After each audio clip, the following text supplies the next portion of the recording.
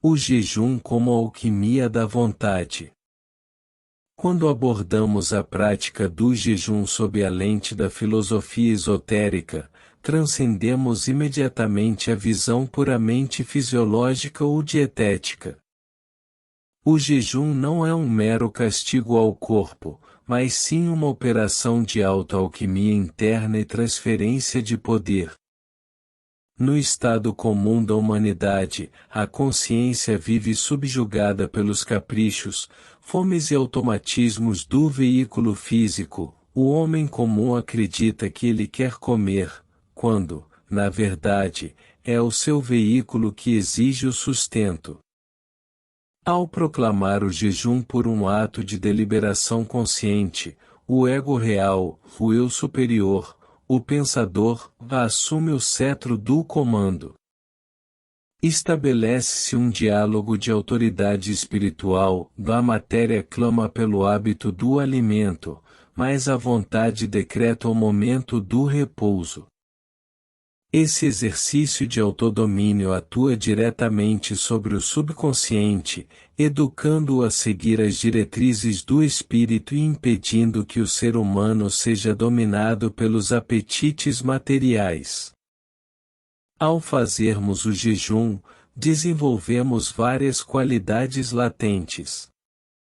A principal delas, sem dúvida, a vontade, que atua como o motor da evolução espiritual. Em paralelo, domamos o nosso subconsciente no aspecto de ele ficar inclinado a seguir a nossa vontade, e não tentar nos dominar com seus apetites materiais. Essa domesticação gera uma utilidade prática extraordinária para toda a nossa jornada terrena, pois nos concede a capacidade de controlar o nosso próprio corpo com precisão.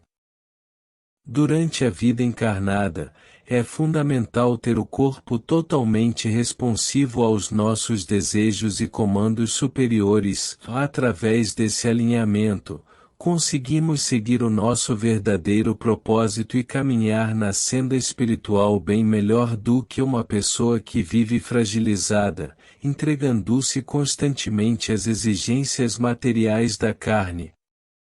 A consequência direta dessa disciplina é o desenvolvimento de uma resiliência integral em 3 níveis. Resiliência física: o organismo economiza a massiva quantidade de energia que seria gasta na digestão densa, direcionando-a para a purificação celular e regeneração tecidual. Resiliência emocional: rompe-se o ciclo de recompensa imediata e a ansiedade atrelada ao paladar, desmagnetizando os desejos inferiores do corpo astral. Resiliência mental: o sangue e as energias prânicas deixam de estar retidos no trato digestório, subindo para os centros superiores e proporcionando uma lucidez e clareza mental propícias para a meditação e o estudo das verdades profundas. O elemental do corpo: o servo simbiótico da forma. Para compreender a resistência que sentimos ao jejuar, precisamos desvendar o mecanismo oculto que gerencia nossa biologia, o elemental do corpo.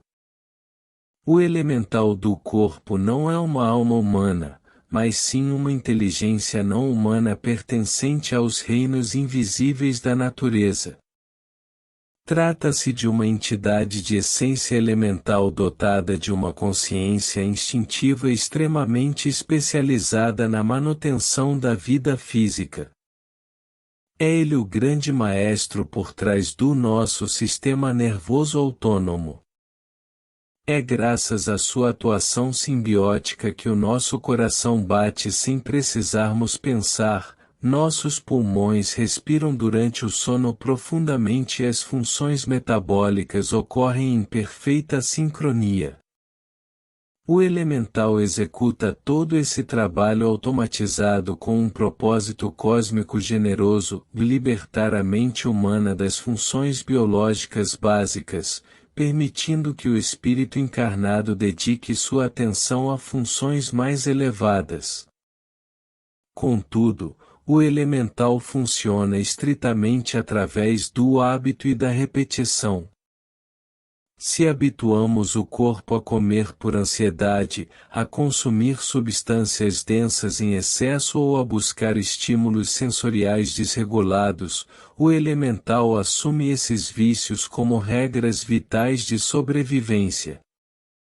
Quando iniciamos um jejum, o elemental, em sua visão limitada, interpreta a ausência de alimento como uma ameaça de morte e reage gerando ondas de desconforto, fome psicológica e irritabilidade. A engenharia dos divais e os senhores do karma. A estrutura e as limitações do corpo que habitamos não são frutos do acaso biológico.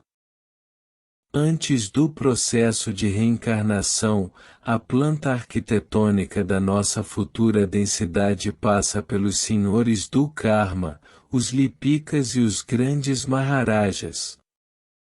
São esses agentes da lei universal que analisam o saldo das nossas vidas passadas e determinam a cota de karma que será expressada na nova encarnação. Eles definem os limites do novo veículo, da resistência do sistema nervoso, as tendências a certas enfermidades, o vigor físico e o tempo de vida. Uma vez emitido o decreto kármico, entram em ação os divais construtores, entidades da linha de evolução angélica. Os divais tomam o molde etérico, o Linga Sharira, que serve como o gabarito invisível sobre o qual a matéria será moldada. Em seguida, os divais convocam e aglutinam a essência elemental do plano correspondente para dar vida e densidade a esse molde. É nesse exato momento que o elemental do corpo é designado e programado. O elemental, portanto, governará a biologia humana dentro das fronteiras estritas estabelecidas pela justiça kármica. Se há uma limitação imposta pelo passado, o elemental gerenciará o corpo sob essa restrição.